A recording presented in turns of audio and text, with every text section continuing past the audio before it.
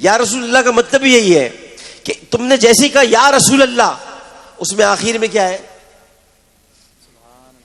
اس میں آخر میں کیا ہے؟ تو کون کہتا ہے کہ مت کہو یا رسول اللہ؟ کیسے نہ کہ اس میں تو آخر میں اللہ ہے. اللہ تو ہے ہی آخر میں، اللہ تو ہے ہی ابتدا میں، اللہ تو ہے ہی آخر میں. اللہ تو کب سے ہے، کب تک ہے، کہاں ہے، کدھر؟ یہ ہمارا کام نہیں، یہ ہمارا عقیدہ نہیں، یہ ہمارا ایمان نہیں. تو یا رسول اللہ کا مطلب یہی ہے کہ اللہ کو پکارا جا رہا ہے.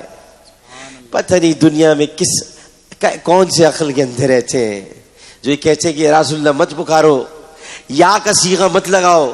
ارے یا لگانا پڑے گا کیونکہ درمیان میں رسول ہے، آخر میں اللہ ہے. سبحان اللہ، سبحان اللہ، لگانا پڑے گا بھائی، یا تو لگانا پڑے گا یا رسول اللہ، کیونکہ رسول کی اپنی شناخت سے نہیں پکار رہے، رسول کو اس شناخت سے پکار رہے کہ اے اللہ کے رسول. سبحان اللہ. اب اردو میں اگر اس کو پڑھ لے تو کیا اردو میں اس کا ترجمہ کیا بنے گا؟ ترجمہ یہ نہیں بنے گا یا رسول اللہ، اے رسول اللہ کے. یہ اردو گرامر میں صحیح نہیں ہے، اردو گرامر میں صحیح نہیں ہے. اردو گرامر میں یہ ہوگا اے اللہ کے رسول. تو پہلے کس کو پکارا؟ اے اللہ.